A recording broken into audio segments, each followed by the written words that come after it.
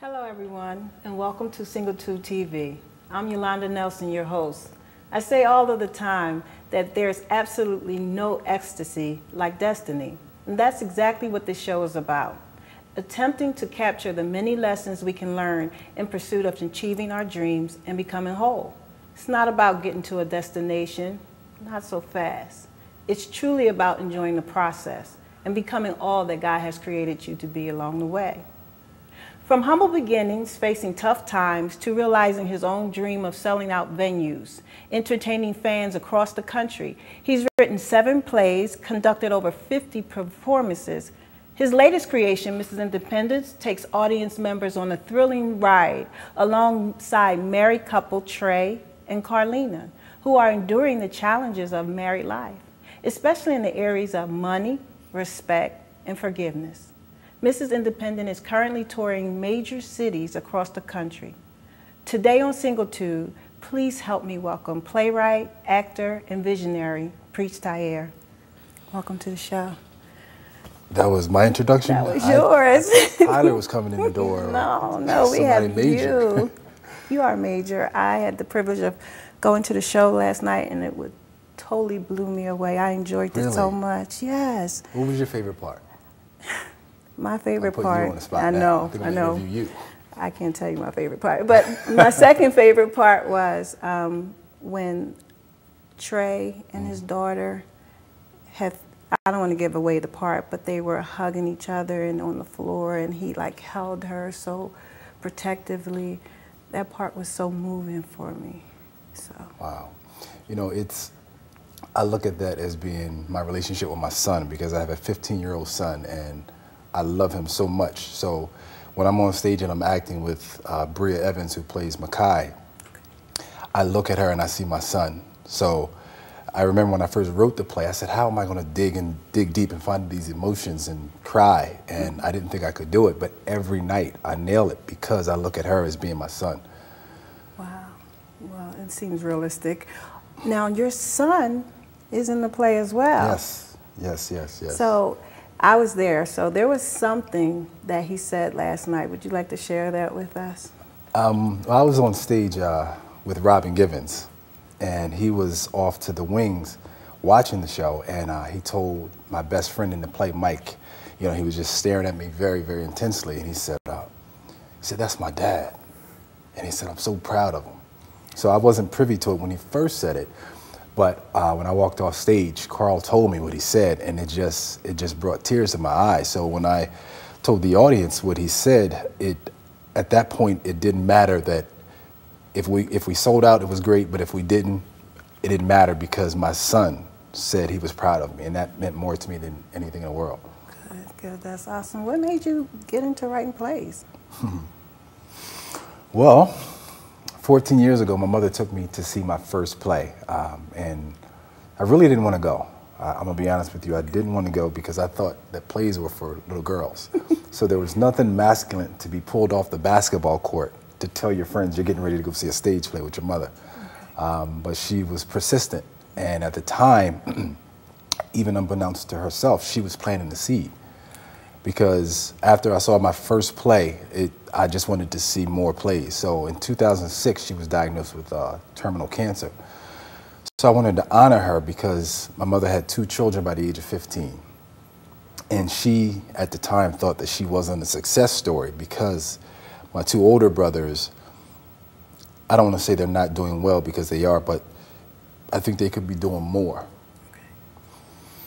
But the unfortunate part was that my mother, and I apologize because anytime I mention my mother in this story, it touches home. But my mother thought that she could have did better. And because she had them at 15 and 16 years old, she was 15 and 16 years old when she had the 2 kids, she felt like she couldn't be a mother to them because she was still a child herself. So I wanted to write a story about her life, and I did, and it was titled Tears of a Teenage Mother. So that play, I wrote the play, and I never forget walking out and seeing the sign that said sold out.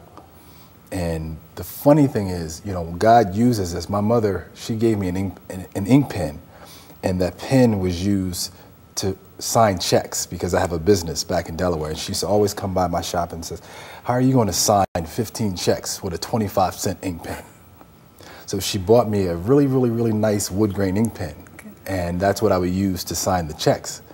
And I never knew that that was going to be the ink pen that I use to write my shows, because I don't type, and I still don't type to this day. So it's been an amazing journey to see how God will move and shake us. And as long as we continue to listen to his own voice and not our conscience, because some people can get it confused and say, God told me to do this, but it's really your conscience telling you.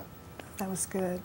I know your mom passed away before your first show played. Yes. I think, was it 2 weeks before? Yes.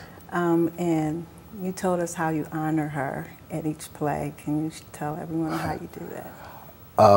Well, I started off doing just the roses in the first seat. Okay. But then when my father passed in 2009, 2 years after my mother, I decided to do two. Okay. So we've done, I want to say, well over 100 shows. And we always put 2 chairs and put roses in those chairs, because I know that that's where my parents would be if they were still alive today. That's awesome. Okay, I know you talk about the gift. Could you tell us about the gift? It took a while before I even considered it to be a gift, because I didn't see that I was doing anything different than any other man. Just put your thoughts down on paper.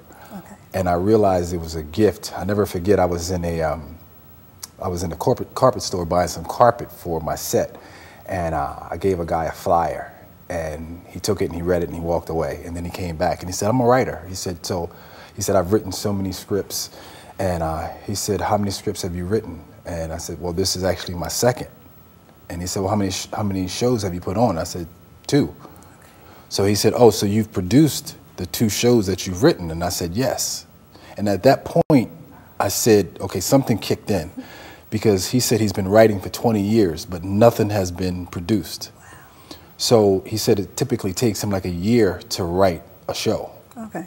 And it took me 3 weeks to write Tears of a Teenage Mother, and I think 4 weeks to write Mrs. Independent. So when I compared, even just doing it myself, I didn't brag or say, okay, well, I did it then, but I just internally said, well, wow, you know what, this must be a gift, because I don't experience writer's block. Oh, wow. I typically go away on a cruise, whether it be a 7-day cruise or a 14-day cruise, and I just lock myself in my room. I don't know anybody. I don't want to converse with anybody. I'm here to do a job. So I don't even do the excursions, whether, you know, going jet skiing or rock climbing. I'm there to do a job. And once I do it and I come back, I'm pretty much done the show.